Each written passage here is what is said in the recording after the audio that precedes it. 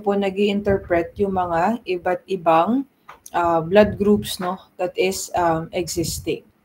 So for the ABO subgroups and variants, it was later on understood that whenever we have weak agglutination reaction in forward typing, let's say for example, lang ina-expect natin sa ating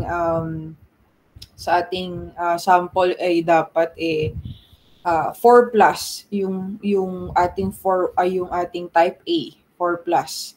Kaya lang nung nag-forward direct typing ka, instead na 4 plus or 1 solid clump yung naging agglutination natin, naging ano lang, 2 plus lang kasi sobrang konti lang talaga ng agglutination. And you are very certain na tama talaga na type A and tama din yung proportion ng sample and ng reagent. So, if this happens, that is the first clue that we can take, no? Kaya po hindi dapat weak yung reaction natin sa forward typing. Dapat strong siya. Kasi kapag weak ang reaction natin sa forward typing pa lang po, ibig sabihin kaagad niyan ay merong weak subgroups. Yan. So, just like the anti-sera A and anti-sera B, meron din naman po tayong anti-sera for anti-A1. No, so meron tayong anti-A1 pero ito naman kasi hindi naman siya commercially available just to anybody, no, in comparison to blood typing sera A and B at saka RH na pwede nating mabili sa Bambang. Yung A1 po, meron din naman po siyang specificity kung sino lang yung pwedeng pagbentahan at pagbilhan nito, which is usually nanggagaling din naman po sa direct manufacturers ng mga hospitals, no, or yung mga pinagbibilhan ng mga gamit ng mga hospitals, no. So for the A subgroup, it was 1911 when von Dangern described the 2A antigens, which is A1 at saka A2. So of course, if we drop anti-A1 to the red cells of a patient, and it yields agglutination, which is 80% of the population, then they are A1, yung kanilang blood group, no? So they are blood group A, subtype A1. Yan. So ayan. So you cannot expect full agglutination din naman when you use this anti-sera. So okay lang din naman as long as it represents agglutination. So, kapag malalaman mo din naman to kasi kapag nag-forward typing ka, may agglutination sa A, kaya lang weak. Nung nag-reverse grouping ka, instead na sa B, meron din ulit sa A. So, ayan, that is the indication of presence of weak subgroups. Ayan. So, difference between A1 and A2 qualitatively and quantitatively is that there is decreased number of antigen sites, no, a decreased amount of transferase enzyme, decreased amount of branching, and mas marami po yung possibility na A1 yung ating pasyente. Yan. So according to statistics to, and it contains N-acetyl D-galactosamine as the sugar. So difference quantitatively by quantity by numbers. So numbers ng oligosaccharides for the attachment of the chains. And of course, yung formation of anti-A1 and subtle differences in transferase enzymes, konti lang. No, konti lang. Pero meron pa rin difference. And with this difference, it could still cause incompatibility. Ako napuputol sa video.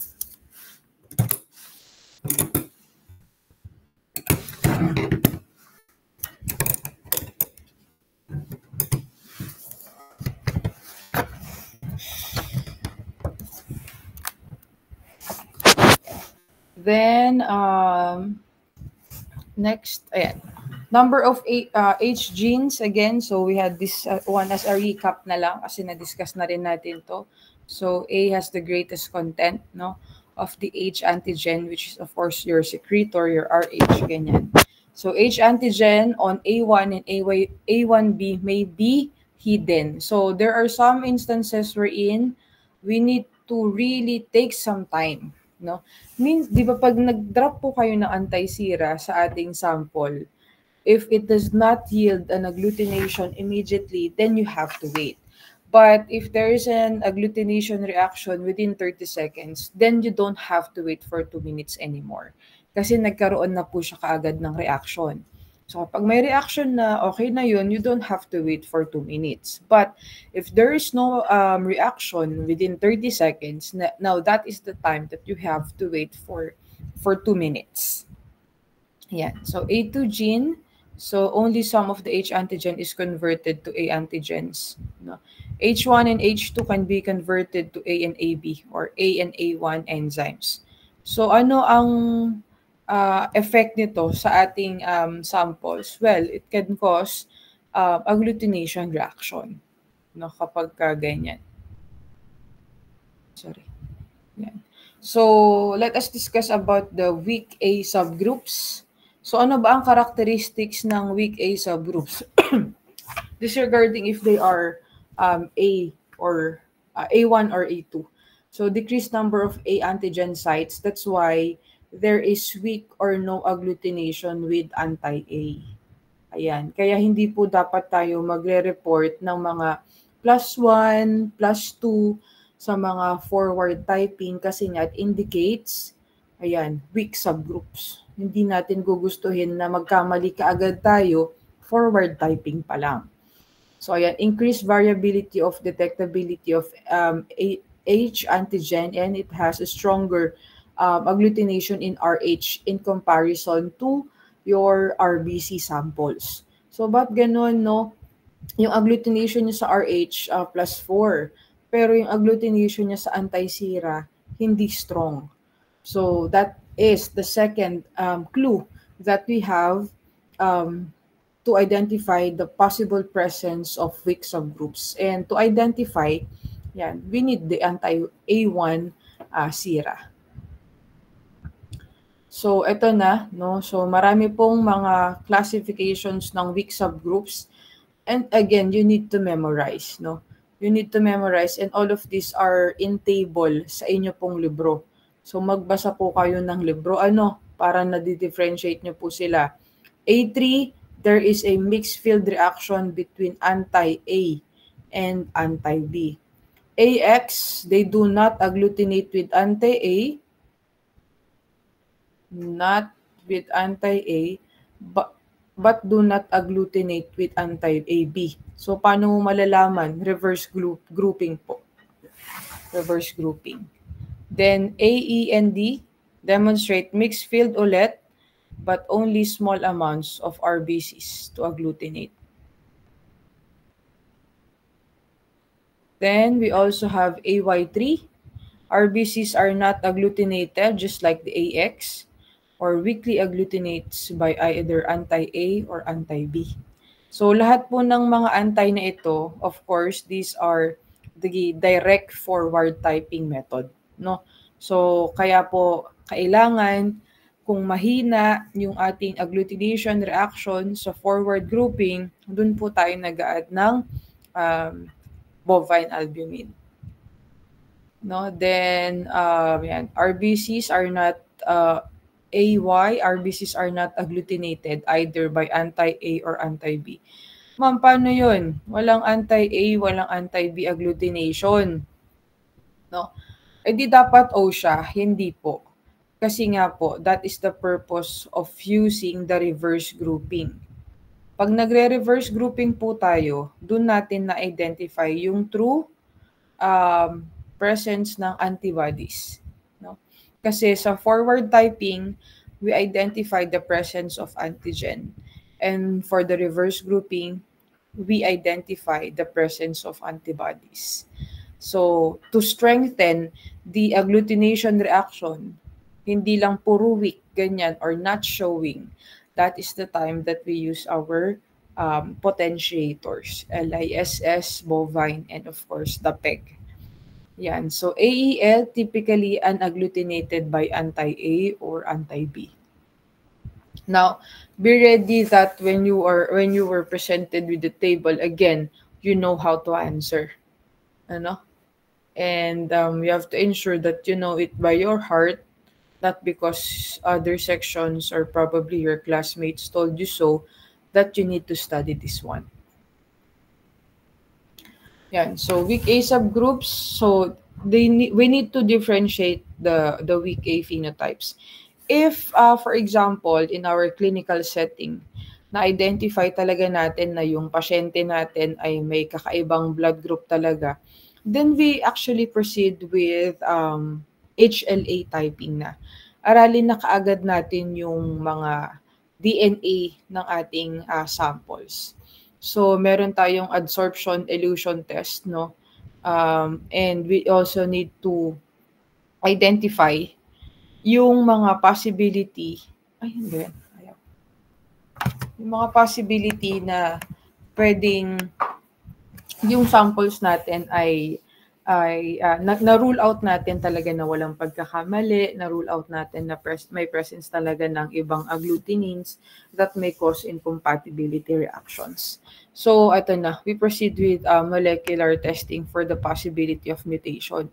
Itong elution test, no, we perform this one to dilute all of the DNAs that is present. Dilute natin para ma-identify natin yung specific genes. Yung elution test, no, adsorption elution test, these are not always available in all hospitals in the Philippines. So usually, sophisticated ones lang yung meron nito. So like St. Luke's, Makati Med, and Asian hospitals. This is actually the advantages of trying to work in a sophisticated hospital kasi yung hindi lang dahil sa maganda yung kanilang mga facilities, pero yung mga makina nila, of course, they can afford. So, halimbawa kasi yung PGH, so wala silang ganito, or halimbawa, paggamutan ng dasma, walang ganito. Dadalhin po nila yung sample doon sa St. Luke's, ganyan, para i-detect or i-identify yung molecular studies ng ating blood samples ng ating patient. But do you think this happens all the time? No. Hindi po. It does not happen all the time. That's why it is called sophisticated because it's not for many. No? So, ang hindi lang maganda is that even if hindi na nga siya ganun ka-rampant, hindi na nga siya ganun kadami, pero kapag nagkaroon, hindi pa rin na-identify because of the cost of this testing. So, molecular testing may include mutations, no, glycotransferase studies, and of course, detecting the specific enzyme and the weak subgroups. So, pag molecular testing, of course, it might touch the discussions of chromosomes, no? Kung meron bang full development, no, ng transferases or incomplete or partial lang. So, absence of disease process confirmed before the investigation because ABH antigens are altered in malignancies, no? So, pag may mga blood disorders, ayan. So, talagang damay, no? Kapag yung ating blood group and RH system if there are some blood disorders. And then for the B subgroups, so this one is very rare and less frequent than A groups. So recognize in the reaction strength using anti-B and anti-AB, of course, just like your weak A subgroups. So criterion for weak B phenotypes, paano mo malalaman kung may weak B yung ating sample, strength and type of agglutination, mahina, no? Weak. Weak ang agglutination sa forward typing, presence of ABO isoagglutinins in the serum, adsorption elution studies, presence of B substance in saliva, and of course, we need to use the molecular testing just like the A. So for the B subgroups, mas konti sila kumpara sa A kasi nga po less frequent sila. So they demonstrate with anti-B and most anti-AB. So ito yung nasasabi ko sa inyo previously that the rate of reaction sa anti-AB na sira, it only varies sa forward. So meaning to say, kapag weak ang reaction sa anti-AB, so meron din tayong underlying problem, no, sa ating samples. For the BX, RBCs do not agglutinate with anti-B, agglutinate with anti-B but do not agglutinate with anti-AB. So, di ba dapat may agglutination siya? Pero dahil yun ang characteristics ng BX, hindi siya mag-agglutinate. So, BEL, extremely rare group, unagglutinated by anti-B or anti-AB. So, para siyang AY. So, anong gagawin natin? We proceed with reverse grouping. So, kahit po magkakaroon tayo ng reverse grouping, it will not suffice the problem. We should proceed with molecular studies. No, para malaman na natin kaagad yung genes ng patient and we can identify what kind of blood or sino yung possible donors ng ating patient. So BM, RBCs are not agglutinated or weakly agglutinated by anti-A or anti-B. So B3, they are associated with mixed field. BX, weakly reactive. BM, not agglutinated by anti-B, as well as the BEL.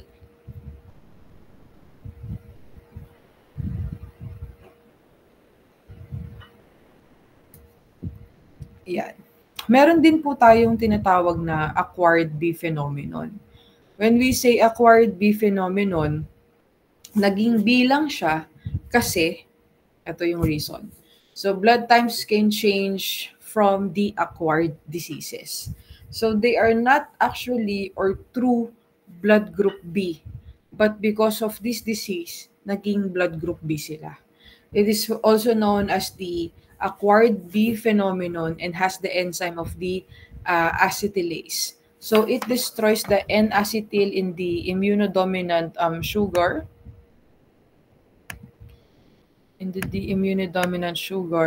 of A antigen. Kaya po, nakukuha niya yung B. Nagiging B kasi dinedestroy niya yung A antigens. So, ayan. It is used to differentiate the true cell from acquired B cell. Yung true B cell, so sa anti-B, mag-agglutinate siya. Sa B-lectin, mag-agglutinate din siya. Yung acquired B cell, pag gumamit tayo ng anti-sera, B din siya. Pero pagka ginamitan natin ng lectin, magne-negative siya. So, we need to acidify yung ating sample. Huwag kayong mag-alala, class. Yung pasyente naman natin na may acquired B phenomenon, meron din naman tong sakit, meron tong disorder.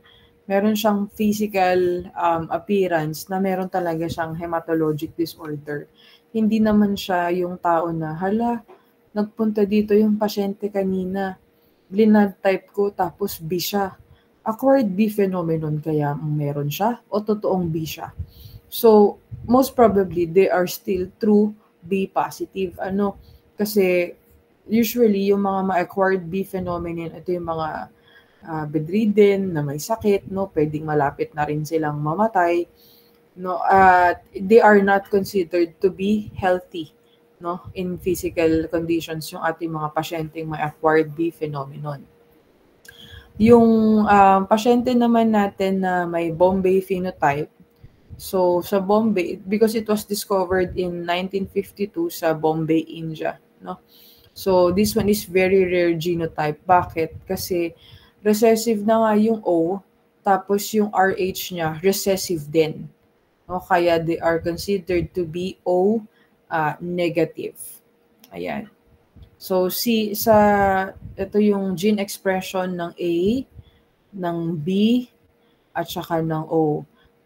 Sorry. Pero sa Bombay, wala pong expression ng H gene, absent. No? So they cannot be expressed, so therefore they cannot be formed because they do not have immunodominant sugar. So it is the genes speaking. So dito na po mangyayari or magpo-fall out na even if our even if yung O natin ay universal recipient, no? Kasi wala siyang antigens. Pero yung RH niya is positive, hindi pa rin po natin pwedeng isama sa patient or i-transfuse sa ating patient na RH negative. Blood type O, RH negative, which is the example of the genes of the Bombay phenotype.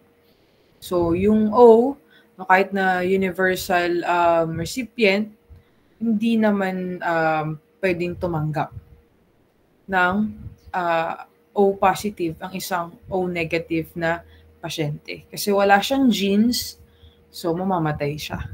Pero yung positive, pwede pong salinan ng dugo ng Bombay. No, kasi since wala siyang gene, walang agglutination reaction. So it can only be transfused with blood from another Bombay. Yan. So you should also consider this one when you're trying to migrate or you're trying to move from one place to another. Kasi of course, yung prevalence nito, yan, sa Pradesh, sa Nadu, at saka sa Karnataka or Central India, at saka yung mga nasa probinsya nila. I'm not sure kung anong klaseng probinsya, kung sa south ba yun or sa west ng India. Malaki kasi ang India, sobrang laki ng India. Baka yung city nila buong Luzon na natin. Laki ng India. So for the molecular defect, we need to identify the H gene na tsaka yung SESE genes, no? Yung secretor status nila. So the H gene is silence. So pag sinabi natin silence, it is not manifested. Pagka yung silence gene naman ng secretor, ganun din po, no? There is also no secretions of H antigens. So unlike the positives, no, wherein we can identify the blood groups of our patient with the secretions, sa Bombay po, hindi, no? Mahina yung agglutination reaction. So we have here the example of typing ng ating Bombay. So, if the blood type is O, wala siyang agglutination sa A tsaka sa B, pero meron po siyang RH. Pero sa Bombay po, wala. Kasi nga po, wala siyang immunodominant sugar, wala siyang gene. So, dito naman sa known cells, ayan, lahat meron siyang agglutination. Yan, kasi nga po, kabaliktaran ng negative is yung positive. Okay. So, Bombay phenotypes cannot be given an opaque red blood cells. Yan, ito yung sinabi ko sa inyo. Magkakaroon ng agglutination reactions. So, hindi pwede. So, minsan, hindi rin naman po automatic class na basta galing India RH negative kaagad. Hindi naman din po. Pero karamihan din sa kanila, ganun. No? So, kailangan nating i-test for sure. Yan. So, mutated FUT1, so encoded with alpha-2L fucosyltransferase. So, they have very, very small amounts of H, A, and B genes. So, ibig sabihin ba nito, ma'am, posible din na kahit na sila ay galing sa India or nasa lineage ng Bombay, sila din ay magkaroon ng blood group A, blood group B, and blood group O positive. Pwede pa rin naman. Again, we just need to study the genealogy.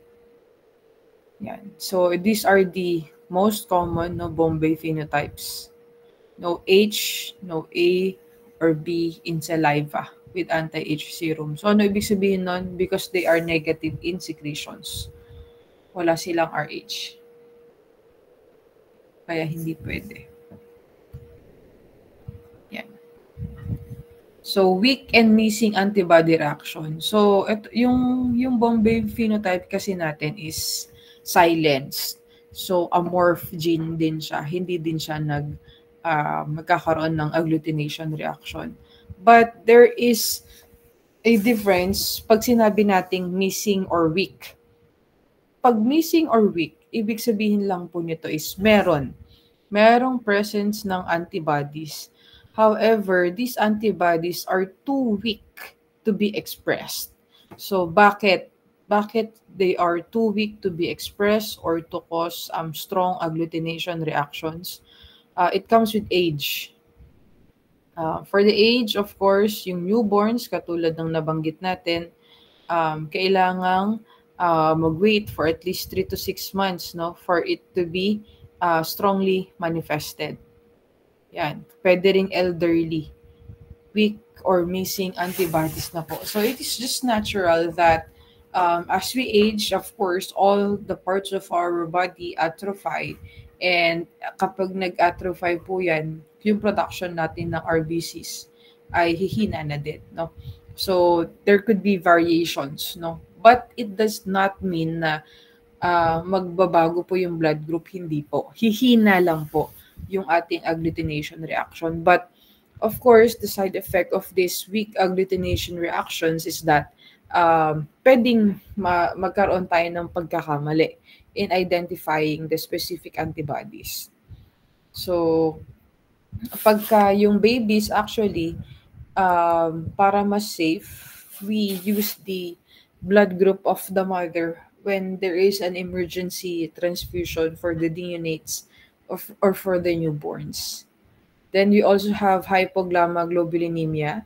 So decrease in gamma globulins factor of plasma proteins leading to weak or missing antibodies. So yung globulin attachments natin sa RBCs, hindi rin po siya nagmamanifest or na-alter siya because of the drugs, immunosuppressive drugs, mga gamot, pwede kasing yung patient natin ay nagki-chemotherapy, meron silang malubhang sakit that the doctors need to lessen the immune reaction of the patients, ganyan. So yan, presence of lymphoma, leukemia, immunodeficiency disorders, or following the bone marrow transfusion. So kapag nag-underwent po ng ganitong process yung ating patient, hindi natin din ma-expect na strong din yung agglutination reactions niya sa kanyang antigens and antibodies. But then again, meron, no? Weak lang siya. Then, in continuation, so depressed or depressed antibodies. Bakit? Because of acquired or congenital. Ayan. Burton's agammaglobulinemia, immunodeficiency disorders, radiation exposure, and cytotoxic drugs. Ayan. So, totoo ba, let's say for example, when we are talking about the radiation, so is it still true that we can have a weak or our antibodies can be weakened if the food that we are eating, like probably almost every day, are were being reheated in microwave oven. So, yung food ba natin, magkakaroon ba siya ng radiation because it is exposed to microwaves every day. So, that was old na paniniwala at saka probably old machines for microwaves because the microwaves that we have now, this contains non-iodizing radiation. So, hindi siya nagko-cause ng cancer. Yung iodizing radiations, yun yung mga nagko-cause ng cancer. Actually, yung mga pang X-ray din ngayon, non-iode na rin din sila eh. So, but sometimes, of course, for precautionary measures, we just need to wear some metal vest, no, para sa mga radtex natin. But hindi na po uso yan, no, yung mga microwavable that contains non-iodizing radiations. Yan. For the chimerism naman, so for the chimerism, so the two cell populations considered as self do not make anti-A or anti-B. No detectable isoagglutinins in the serum. How does it happen? So when group O erythrocytes are transferred to group A or group B patients after the bone marrow transplantation, exchange transfusion, or maternal fetal bleeding. So, ito po yung chimerism na tinatawag, ano. So, if there is massive exchange of or massive transfusion of blood, so pwedeng magkaroon ng changes sa katawan, but it will start to normalize at least within 1 month to 3 months. Yan. So, yung ating antibody reactions, it needs to be weighted. Kaya po yung nabasa ko na nagkaroon ng transplantation, tapos hindi consider yung blood grouping. If that is really true, then that is really a breakthrough. Kasi in all books that we might actually read, there should be a match between the not only the tissues of the tissues of the organ of the recipient and the donor, but also their blood groups. So yun, no, kung totoo man yun yung nabasa kong yun. So okay, so that is chimerism. Yan, nagkakaroon ng mixture. So ABO discrepancies. This one is the last issue that we need to deal with sa ABO blood groups. When we say discrepancies, these are the things, these are the agglutination reactions or even hemolysis that we do not expect. Akala natin match na sila, pero nung finorward at ni-reverse grouping natin sila, hindi pa rin sila nag-match. So we have actually 4 classifications of discrepancies. No, that is associated with forward at saka ng reverse grouping. Yan. So problems with patient serum pag reverse, patients with red cells pag forward, pwede rin problem with both or having a positive or weak reaction, no, sa ating forward and reverse grouping. Kasi nga, again, pag sinabi natin discrepancy, these are the unexpected agglutination. So, pwede pa po ba itong magawan ng paraan? So, tingnan natin. So, ABO discrepancies, you need to rule out first all the technical errors. That's why I want you, and we are practicing, that you are working in the laboratory on your own. Ikaw lang po munang mag-isa. No, kasi kapag natuto kang mag-isa, na-appreciate mo that you can actually do it on your own. So, bakit pa ako aasa sa kaklase ko kung kaya ko namang gawin or kaya ko naman siyang matutunan? No, kasi nakakaya, baka pag pumasok kayo sa internship, hindi nyo alam yung inyong mga pinagagawa. Baka simpleng agglutination na lang or ipa-interpret sa inyo yung agglutination reaction, hindi nyo po mabanggit. No? So, some of the technical errors that are common, yan, incorrect or inadequate identification of blood specimens, test tubes, or slides. No? That's why everything should always be labeled. Yan, cell suspension, ayan, kung bakit tayo kailangan gradean natin yung cell suspension is either too heavy or too light. And clerical errors, yung mga sulat na hindi maintindihan, yung mga markers na nabubura, mix up in samples because you did not label the tubes or the samples correctly or yung nababasa ng maigi, no? Missed observation of hemolysis. Dahil sa yung anti-sera natin ng B ay yellow, minsan napagkakamalan ng estudyante na hemolysis yun. Hindi po. Kapag forward grouping, we do not expect hemolysis. We only expect agglutination. Saan po may hemolysis? Sa reverse grouping. Yan, sa reverse grouping. Failure to add reagents or failure to add sample. So actually, kahit alin naman po dito ang mauna, wala naman pong mali, wala naman pong problema. Again, basta in proportion sila. So para ako, hindi ko nakakalimutan palagi kung nakapag-add na ba ako ng sample, I always use the reagent first bago yung ating sample. Because if there are too many samples, pwede siyang mag-cause ng false negative agglutination. Kasi na-overpower niya yung reagents, no? And of course, you have to still follow the manufacturer's instructions. Yan. And uncalibrated centrifuge, no? Kasi minamanually stop natin siya. Over-centrifugation or under-centrifugation. If it's under, okay lang kasi you can centrifugate it again. But if there will be over-centrifugation, it could cause hemolysis. Contaminated reagents, lalo na yung NSS natin, kaya hindi po natin yan pinadidikit yung ating mga nozzles. no? At saka yung ating mga droppers. Warming during centrifugation, dapat hindi. Dapat warmed na kaagad. Yan. So, ABO discrepancies, resolution. What do we mean when we say resolution? Ito po yung pwede nating gawin para po mawala yung agglutination reaction or discrepancy na tinatawag natin. So, RBCs are suspended in serum or plasma and repeat the same sample using the NSS. So, para po maiwasan no, yung heaviness ng agglutination or ng reaction, we use the red cell suspension in forward typing. Ayan. Pwede namang gumamit nung RBC mismo doon sa slide method. Pero sa tube method, we still refer the RCS. No?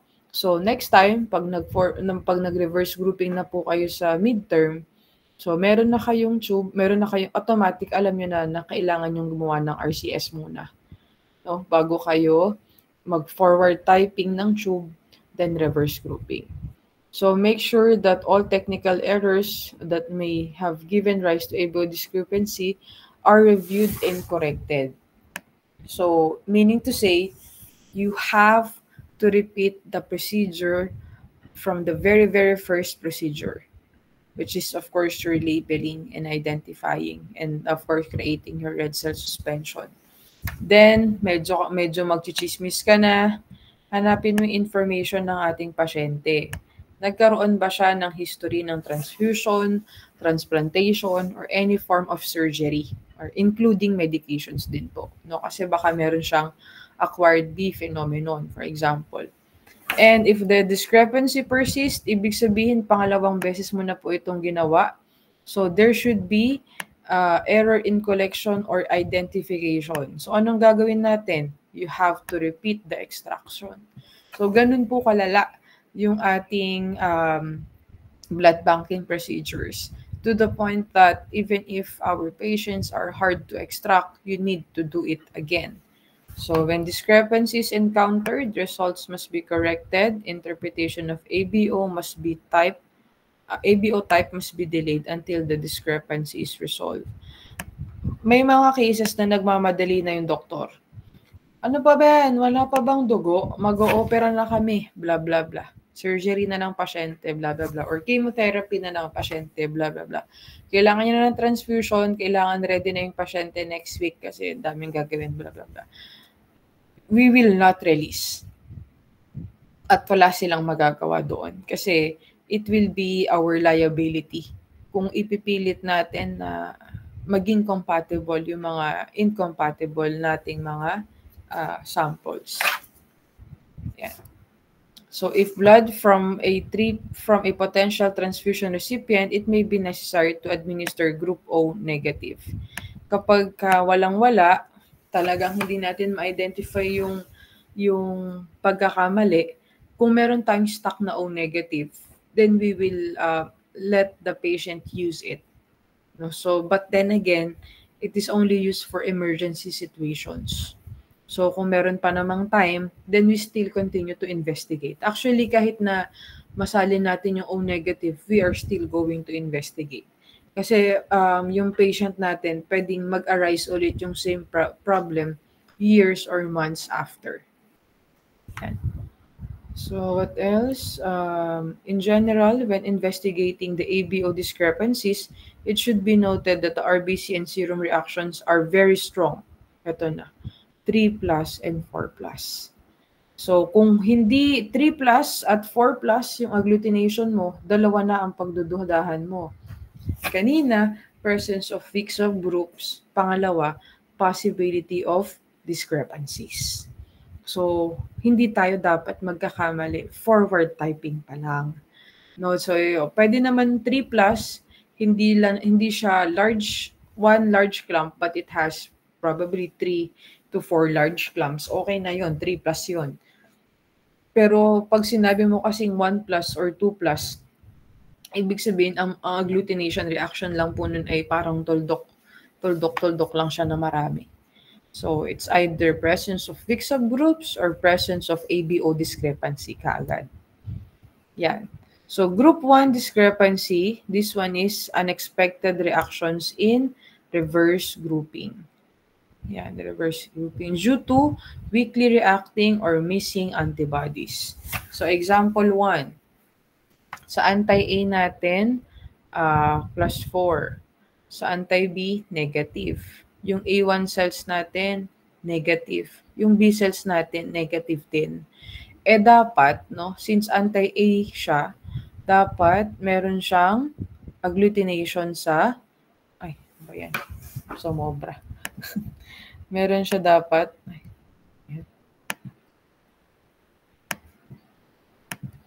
so kung agglutination reaction siya, sa forward, kung meron siyang agglutination sa A, dapat sa B cells, meron din. Pero ang lumalabas dito sa ABO group 1 discrepancies natin is negative pa rin, no? So this one exhibits a weak reaction in reverse grouping, no? So pwedeng weak yung kanyang antibodies or missing yung kanyang antibodies.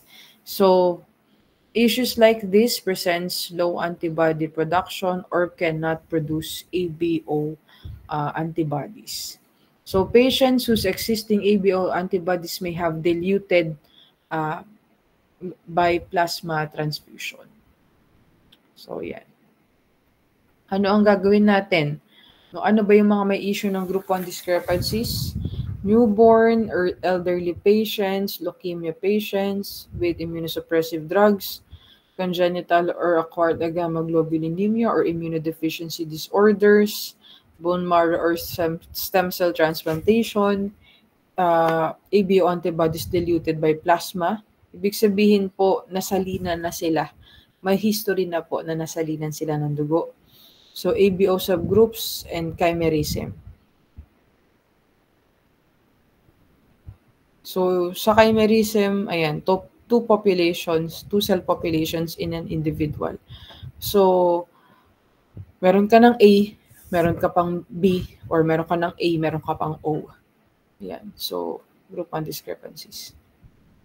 Ano ang gagawin natin dito? Patient's history may resolve the problem. Kapag nalaman natin na meron pala silang medication, meron pala silang underlying disorder, so that is the time that we proceed with, ayan, incubating, no? At room temperature for 30 minutes yung ating sample. Then, can we transfuse? The answer is always yes. The answer is yes. So, ibig sabihin, mahina lang yung reaction, but there is a reaction. So, we have to incubate, no, at 4 degrees Celsius for 15 to 30 minutes to still observe for agglutination. Yan. So, group 2 naman, ang problema naman niya is sa forward typing due to weakly or missing antigens. Yan. So, nag-forward grouping ka, anti-A, wala. Anti-B, wala din. So, ano in-expect mo? Blood group O siya. So, dapat, hindi lang sa A may agglutination. Dapat sa B din meron. Kaya lang incomplete. No? So, ayan. Subgroups of A may account for the small proportion for anti-A or anti-B subgroups. So, ayan. Leukemias, acquired B phenomenons, cold reactions, or cancer of the colon, no? Ito yung madalas na nagkakos ng acquired B phenomenon. Yan. Pwede ring blood group specific soluble substances, but usually, yung mga sakit yan sa mga gastrointestinal tract, na like stomach, pancreas, yan. Cancers. So, paano natin gagawin? Still the same. Incubate at room temperature for 15 to 30 minutes. If there is no reaction, proceed to the second form of incubation, just like the the group 1, which is incubation at 4 degrees Celsius for 15 to 30 minutes. Can we observe agglutination? Yes, if the problem is group 2 discrepancy. Eto class, itong mga procedure na 'to, when you start to work in the hospital or in the laboratory or if you want to be a blood banker na tinatawag namin is you'll just, memorize all these procedures by heart. Makakabisado mo na lang din siya. It just looks so heavy and there is, too much information overload but, we just need to study at basa-basa lang po ng paulit-ulit hanggang sa ano po, hanggang sa makabisado. Yan. So, kung group 1, reverse grouping, group 2, forward. So, for the group 3 discrepancy is with the forward and reverse grouping caused by protein or plasma agglutinins resulting to ReLU or pseudo agglutination or also known as your stock of coins, diba? So, causes elevated immunoglobulins, like your Waldenstrom's, dyscrasias, hyperfibrinogenemia, plasma expanders, Wharton's jelly. So, for the forward and reverse, hindi nagtutugma. Halimbawa, si patient natin, meron siyang agglutination sa anti-sira A, 4+. Pero yung sa B, wala, negative. So, kung A siya, dapat ang may agglutination is dito lang sa B cell, which is 3+, which is okay. Pero, naka-identify din tayo ng agglutination sa A cells. So, we need to check this one under microscope and if we need to, and if we're trying to see it, yung agglutination na nakita mo dito na 1+, ay ReLU formation lang pala. Stack of coins lang pala. So, we always need to check it under microscope if this one is true or not agglutination. Yan. So, with the help, with this stock of coins, they falsely appear as globulins. So, stronger immediate spin, weaker at 37 degrees Celsius, and no reaction at AHG phase. So, wala namang problema dito sa ReLU formation. Mabilis lang naman ma-identify ito. You just need to drop NSS. Then, the stock of coins will disperse immediately. Because true agglutination cannot be dispersed with NSS. Like, papatakan mo lang talaga siya ng NSS.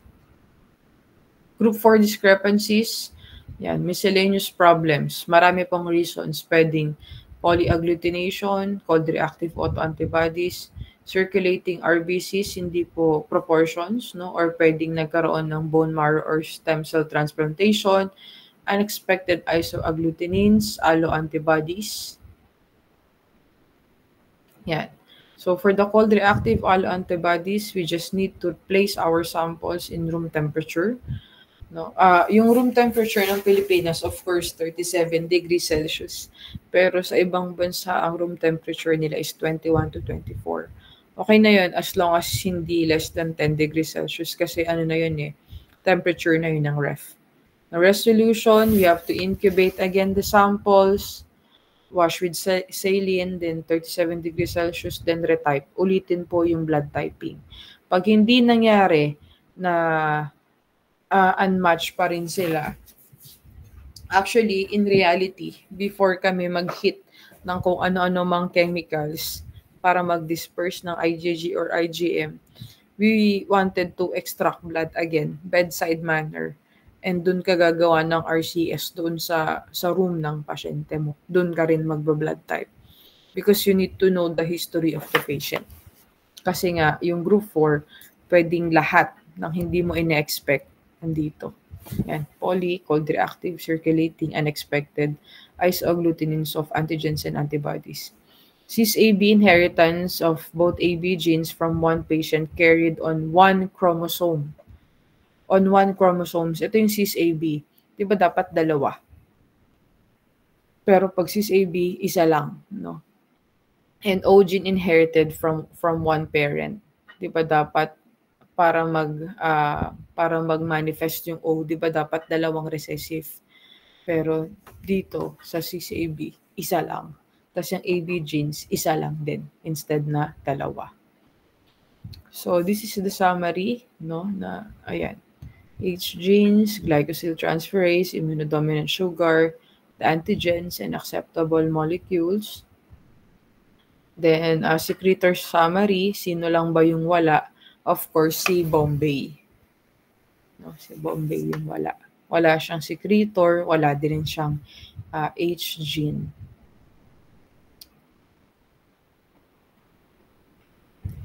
Then, for the ABO antibodies, ayan.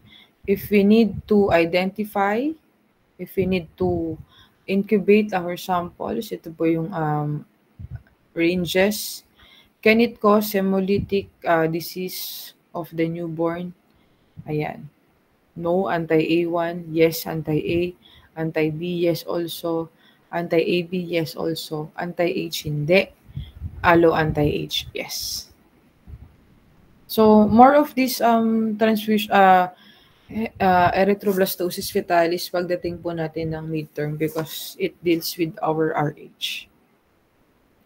Ay, naisingit ko lang ito. Ayan o. So, dapat ayan. Pag 4 plus, 1 solid clump. 3 plus, 2 to 3 large aggregates.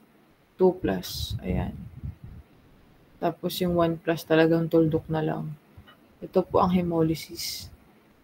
Minsan nga kasi nga, dahil nga dilaw yung ating anti-sera, akala natin hemolysis pero hindi po. Tapos this one is a negative reaction. You can see there is a paleness kapag may hemolysis compared sa negative reaction. So which is homogeneous in mixture. Yun lang. Okay. So I'm now open to your questions.